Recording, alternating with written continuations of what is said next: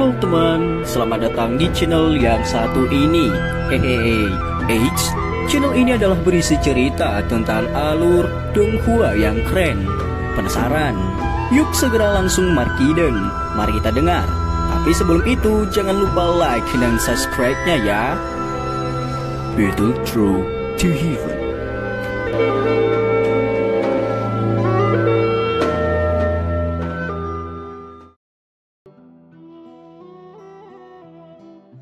Melanjutkan dari cerita sebelumnya, kelompok Xiaoyan berjalan menuju tempat istirahat yang telah ditunjukkan pelayan pavilion tadi.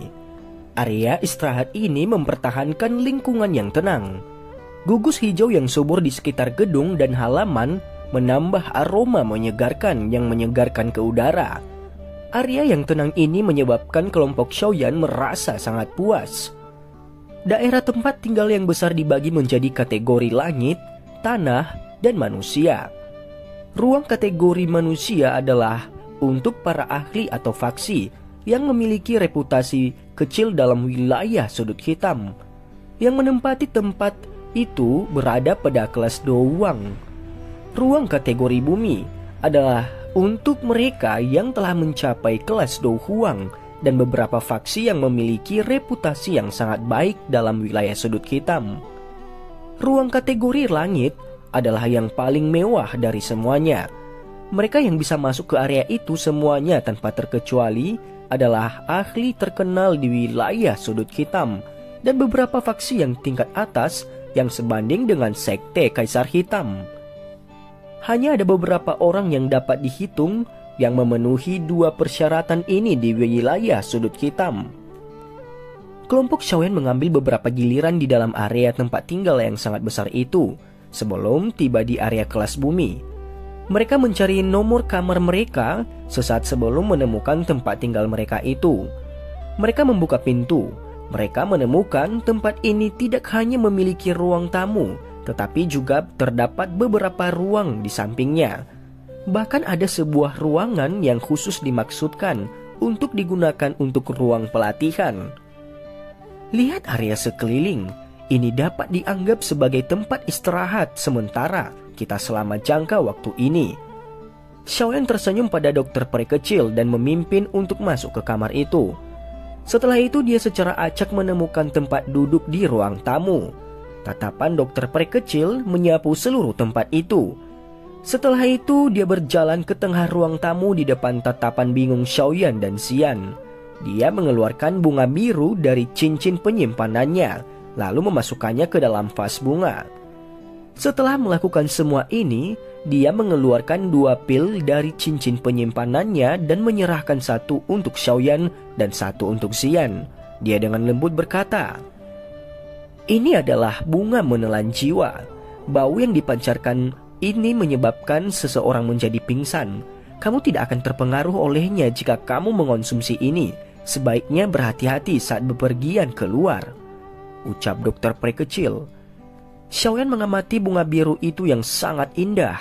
Dia menghela nafas secara emosional dan berkata, "Sepertinya kepiawaian Master Racun tidak kurang dari seorang alkemis, kecuali seseorang telah mempelajari racun secara mendalam.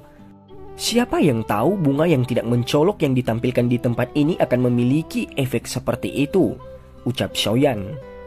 Setelah itu dia menelan pil itu.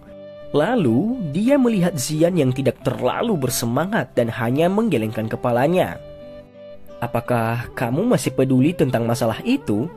Kekuatan Moya paling banyak di sekitar 6-7 bintang Douhuang. Namun metode Qi yang dipraktikkan oleh rekan-rekannya memiliki efek yang sangat bagus untuk melawan kekuatan yang berpengaruh kasar. Wajar jika kamu menderita kerugian karena ceroboh. Selain itu kamu tidak menggunakan kekuatan penuh kamu. Jika kamu menggunakan serangan ganas saat nanti kamu bertemu dengannya, aku percaya teknik Do yang digunakan lawan tidak akan dapat sepenuhnya bisa menahan semua kekuatanmu," ucap Xiaoyan. Wajah kecil Xian mulai terlihat sedikit lebih baik setelah mendengar kata-kata menghibur Xiaoyan. Xian tidak terima dia dipermalukan seperti itu. Dia tidak puas dan ingin menemui orang itu lain kali. Xiaoyan tertawa dengan makna yang lebih dalam. Dia memiliki firasat Moya ini tidak akan hanya muncul di depan mereka sekali lagi saja. Mungkin ada cukup banyak interaksi dengannya di masa depan. Hari ini adalah kemungkinan orang itu diam-diam memerintahkan Kuisha untuk datang dan mencari masalah dengan kita, ucap dokter peri kecil. Xiaoyan mengangguk sedikit dan dia bergumam, "Jangan bilang itu karena Kisan." Aku tidak yakin. Namun, kita harusnya lebih berhati-hati. Bagaimanapun juga ini masih merupakan wilayah dari Sekte Kaisar Hitam. Selain itu aku merasakan dengan samar ada beberapa aura di dalam paviliun Kaisar Hitam. Jelas, mereka seharusnya adalah elit Douzong, ucap dokter peri kecil. Xiaoyan mengangguk dan menghela nafas. Sepertinya mereka semua datang karena air liur transformasi tubuh Bodhisattva. Kita harus lebih berhati-hati ketika kita melakukan hal-hal di masa depan. Saat ini, orang-orang kuat telah berkumpul di kota ini. Akan ada banyak masalah jika melakukan sedikit pun kesalahan, ucap Xiaoyan. Lalu dokter peri kecil itu pun mengangguk. Baiklah, sudah cukup untuk hari ini. Mari kita istirahat dulu, aku masih harus memperbaiki pil obat besok. Pada saat itu aku akan membutuhkan perlindungan dari kalian berdua. Ini akan menjadi agak merepotkan jika ada aktivitas yang membuatku terganggu. Xiaoyan berdiskusi sedikit. Dokter peri kecil dan Zian berhenti sejenak setelah mendengarnya sebelum akhirnya menemukan kamar mereka sendiri untuk beristirahat. Di sisi lain, lapisan atmosfer gelap menutupi ruang, kategori langit yang agak jauh dari tempat kelompok Xiaoyan berada. Sementara mereka semua pergi ke kamar mereka untuk beristirahat. Beberapa sosok manusia di sana duduk di dalam ruangan itu, dengan pria tua berambut merah yang menarik perhatian paling banyak. Itu adalah tetua pertama lembah api iblis yang Xiaoyan telah lihat pada siang hari tadi. Ada beberapa pria tua dengan kekuatan luar biasa yang duduk di sampingnya. Mereka kemungkinan adalah tetua dari lembah api iblis juga.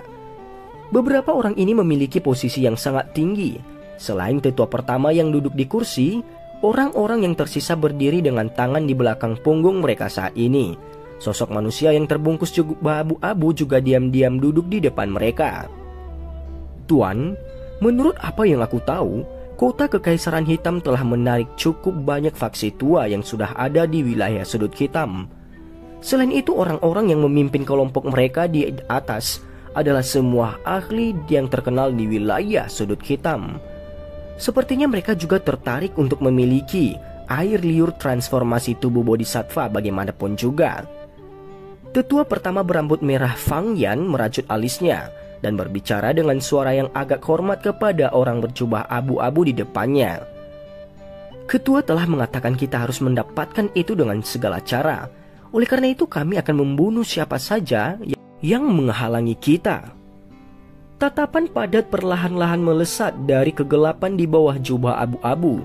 Suara mendesis yang menyebabkan tubuh seseorang merasakan dingin perlahan bergema di dalam ruangan.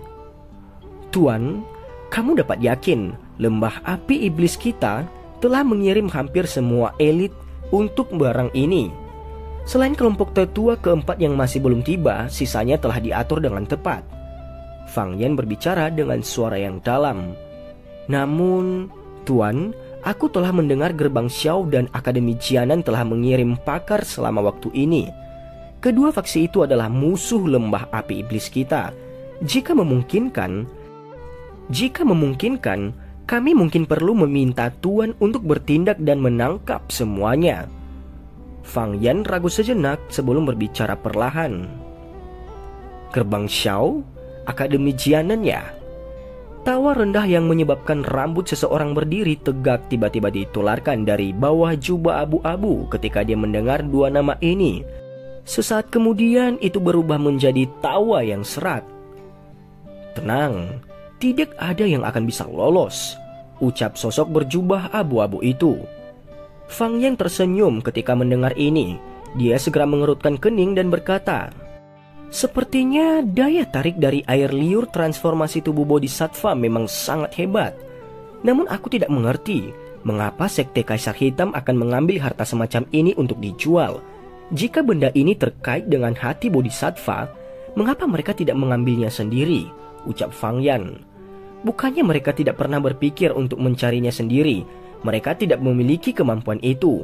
Meskipun air liur transformasi tubuh bodhisattva dan hati bodhisattva memiliki hubungan, mereka tidak memiliki kualifikasi untuk menemukan hubungan ini.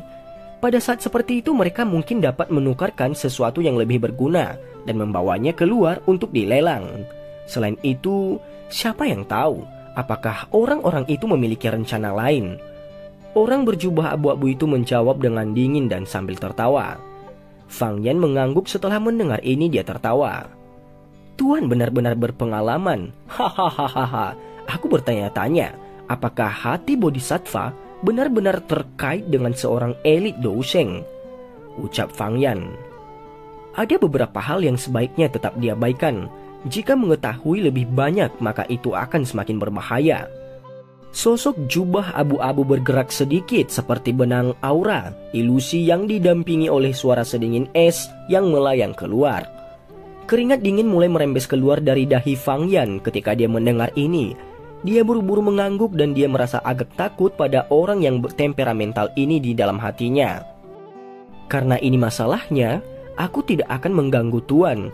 Aku akan lebih memperhatikan setiap berita mengenai barang ini dan akan memberitahu Tuan jika aku mengetahui hal itu.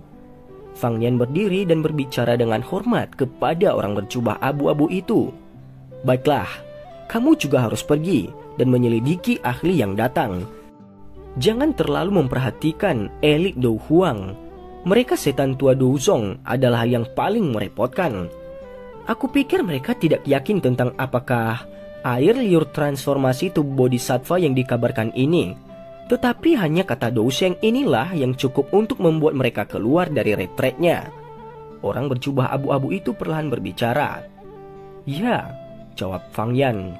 Fang Yan dengan hormat menjawab. Dia melambaikan tangannya dan memimpin beberapa sesepuh ketika mereka dengan teratur meninggalkan ruangan. Setelah itu mereka menutup pintu dengan lembut. Ruangan sekali lagi menjadi tenang setelah beberapa orang pergi. Orang berjubah abu itu diam-diam duduk di kursi. Tubuhnya tidak bergerak sedikit pun. Ini berlanjut untuk sementara sebelum suaranya bergumam rendah dipancarkan. Mengapa punggung yang saya lihat hari ini memiliki aroma yang agak familiar? Jangan bilang aku pernah bertemu dengannya sebelumnya, ucap orang berjubah abu-abu itu. Sosok jubah abu-abu itu dengan lembut bergerak sambil bergumam dan meraih cangkir teh itu. Ketika akan melakukan kontak dengan cangkir teh, cahaya muncul di tangannya. Itu membuatnya tampak aneh dan ilusi. Setelah malam berlalu, pagi pun tiba. Promosi Sekte Kaisar Hitam dengan misteri air liur transformasi tubuh bodhisattva menyebabkan beberapa orang yang sangat kuat yang tidak menunjukkan wajah mereka di wilayah sudut hitam ini untuk waktu yang lama. Pada saat ini mereka keluar karena informasi ini. Tujuan mereka secara alami adalah kota Kaisar Hitam yang saat ini menjadi fokus perhatian dalam kota ini. Cukup banyak orang dengan indah yang tajam samar merasakan perasaan tenang sebelum badai yang diam-diam menyeduh dalam kota Kaisar Hitam dengan begitu banyak ahli yang saat ini berkumpul. Kali ini, sepertinya kota sudut hitam akan meletus menjadi pertempuran besar yang menggetarkan jiwa yang belum pernah terlihat dalam 100 tahun terakhir. Xiaoyan yang duduk bersila di atas tempat tidur perlahan membuka matanya ketika sinar matahari pagi memancar masuk. Setelah satu malam penyembuhan, kondisinya sudah mencapai puncaknya. Daoqi mengalir seperti aliran gunung dan perasaan kekuatan menutupi anggota tubuhnya. Setelah itu dia keluar. Dia melihat Ziyan dan dokter peri kecil yang sedang menunggu di ruang tamu. Kapan kamu akan memulai memurnikan pil? Tanya dokter peri kecil. Dokter peri kecil mampu merasakan sirkulasi kuat Daoqi di dalam tubuh Xiaoyan pada saat yang terakhir muncul. Dia secara alami tahu Xiaoyan telah memulihkan diri satu malam untuk menyempurnakan pil hari ini. Aku akan mulai sekarang. Kalian berdua perlu membantu untuk melindungiku. Jangan biarkan siapapun yang mengganggu. Pil obat yang akan diperbaiki kali ini tidak biasa. Kemungkinan besar keributan besar akan tercipta ketika pil ini terbentuk. Ada banyak ahli di pavilion ini dan sepertinya sulit untuk menyembunyikan semuanya.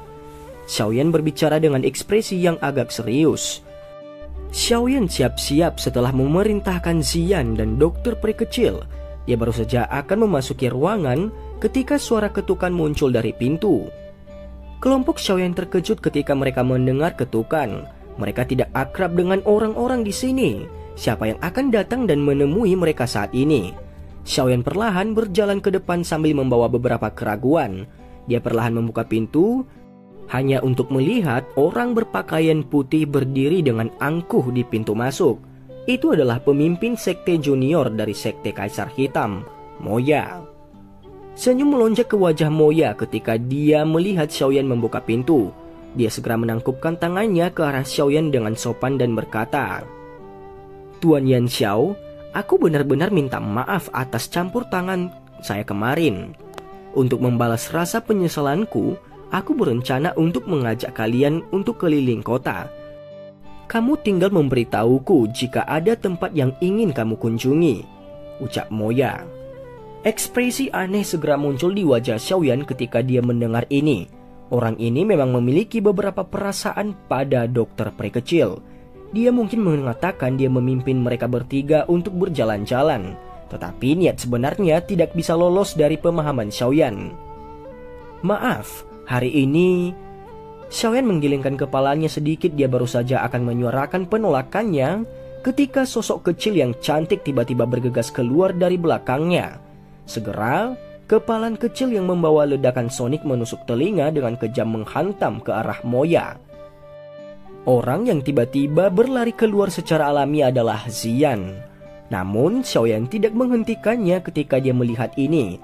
Dia sedikit khawatir pada Moya ini. Orang ini mampu mencapai prestise seperti itu di usia muda.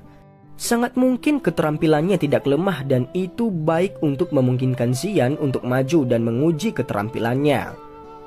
Ekspresi Moya berubah sedikit dalam menghadapi serangan menyelinap tiba-tiba Ziyan.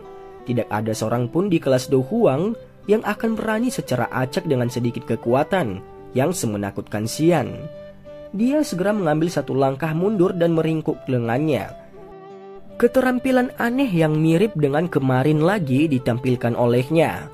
Setelah itu kedua tangannya diputar dengan cara yang aneh, itu membentuk busur misterius. Kekuatan yang menakutkan pada tinju Ziyan dengan cepat berkurang sementara gerakan seperti busur itu diputar. Ziyan yang sudah siap segera mendengus dingin saat dia merasakan perasaan aneh itu lagi seperti kemarin. Dia sekali lagi dengan erat mengepalkan tangan kecilnya. Cahaya ungu yang tebal melekat di lengannya tanpa peduli apapun. Lengannya bergetar dan tinjunya pecah ke arah cincin aneh yang dibentuk Moya itu. Moya sangat terkejut ketika tinju Ziyan lepas kendali. Jari-jarinya menekan tanah dan tubuhnya berubah menjadi sosok ilusi yang dengan cepat mundur. Bung! Tinju Ziyan yang terkepal tiba-tiba terbuka sementara sosok Moya dengan cepat mundur. Kekuatan menakutkan yang bertahan di atas tinjunya dengan segera lepas dari tangannya dengan cara yang aneh. Akhirnya itu menggerogoti udara dan menekan udara menjadi gelembung seukuran bola saat itu dengan keras menabrak tubuh Moya. Bung! Gelembung udara meledak dan suara tajam terdengar. Kaki Moya diseret ke tanah saat dia mengambil 10 langkah mundur. Setelah itu dia menstabilkan tubuhnya, namun pakaian putihnya yang rapi sudah compang-camping pada saat ini. Xiaoyan menyipitkan matanya. Sekarang dia menjadi seorang pengamat. Dia bisa dengan jelas merasakan lapisan riak energi kecil anehnya muncul di kulitnya, tepat saat gelembung udara Ziyan tak terlihat mengenai Moya. Lapisan energi inilah yang menelan sebagian besar kekuatan gelembung udara. Jika tidak, dipukul oleh tinju Ziyan tidak akan menjadi masalah dan hanya berakhir dengan baju compang-camping. "Ziyan, kembalilah!" Xiaoyan dengan lembut berteriak. Dia menghentikan Ziyan dengan teriakan. Setelah itu Ziyan menjilat mulutnya yang kecil karena belum mendapatkan cukup perlawanan. Dia dengan dingin melototi Moya yang agak jelek sebelum masuk ke kamar. Setelah pukulan tadi, kebencian yang dideritanya sebelumnya benar-benar menghilang. Meskipun teknik pengurangan kekuatan Moya yang sangat misterius jelas tidak dapat sepenuhnya menghilangkan kekuatannya. "Hahaha, pemimpin sekte junior, anak ini nakal dan belum dewasa. Kami telah menyinggungmu." Xiaoyan tersenyum dan melirik Moya. tanpa menunggu jawaban pihak lain, segera setelah itu dia berbicara dan melanjutkan. Aku masih memiliki hal-hal lain yang harus dikerjakan hari ini dan tidak bisa keluar. Kami akan meminta pemimpin sekte junior untuk memimpin kami jika kita ada peluang di masa depan, ucap Xiaoyan. Xiaoyan mundur ke kamarnya setelah berbicara. Setelah itu dia menutup pintu rapat-rapat.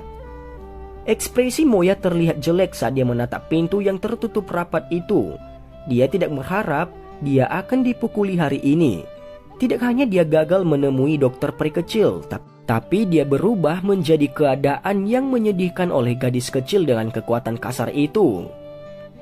Yan Xiaoya, baiklah, tuan muda ini akan ingat. Moya mengatupkan giginya dan mengutuk dalam hatinya.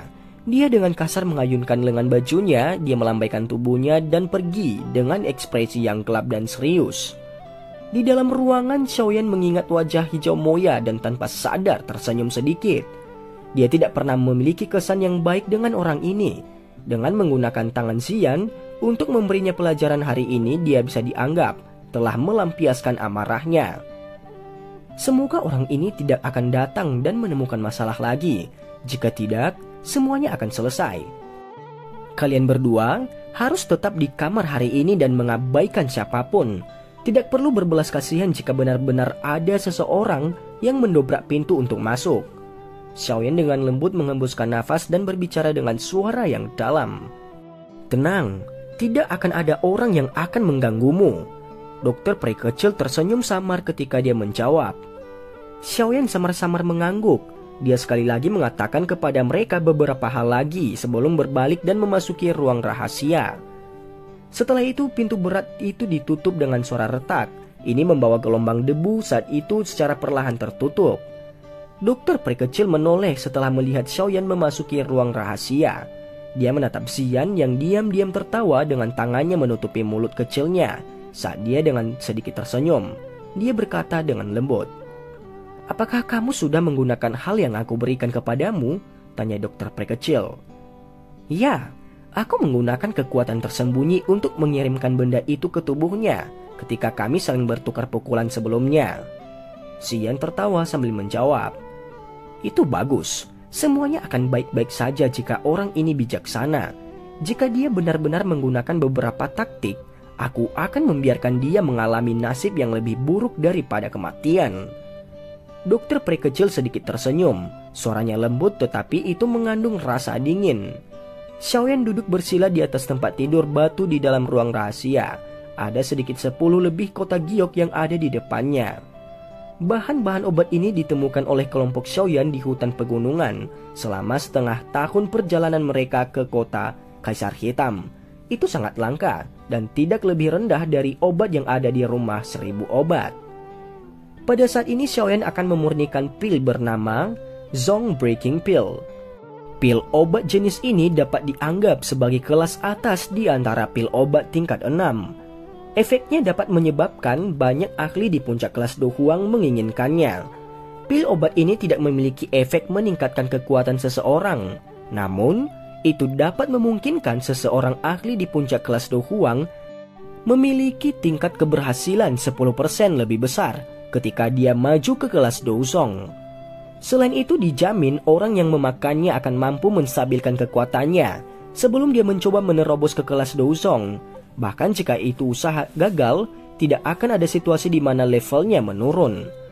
Sudah menjadi rahasia umum tingkat keberhasilan Do Huang jika mencoba maju ke kelas Douzong cukup rendah. Selain itu ada sejumlah besar risiko. Jika upaya penerobosan itu gagal, riak Dauke di dalam tubuh seseorang mungkin terlalu kuat jika orang itu tidak berhati-hati. Hal yang paling tragis adalah penurunan tingkat seseorang. Ini adalah hal yang paling menyebabkan hampir setiap ahli di puncak kelas Do Huang menjadi sangat takut. Pada tingkat mereka perlu menghabiskan banyak waktu dan usaha untuk berlatih kembali jika kekuatan mereka menurun sedikit. Ini tidak diragukan lagi merupakan hal yang paling menakutkan bagi mereka. Oleh karena itu, Zong Breaking Pill memiliki daya tarik yang fatal bagi seorang ahli Do Huang. Meskipun 10% itu mungkin tampak sangat rendah, 10% ini sudah cukup untuk menyebabkan banyak ahli Do Hwang yang tidak terhitung jumlahnya mengorbankan banyak hal untuk mendapatkannya. Zong Breaking Pill ini akan menjadi salah satu kartu andalan teratas Xiaoyan ketika dia mencoba untuk menawar air liur transformasi tubuh bodhisattva di pelelangan nanti. Dan cerita pun bersambung. Terima kasih telah mendengarkan Mimin sampai akhir ya. Dan jangan lupa nantikan cerita selanjutnya. Silakan like, komen, share, dan subscribe.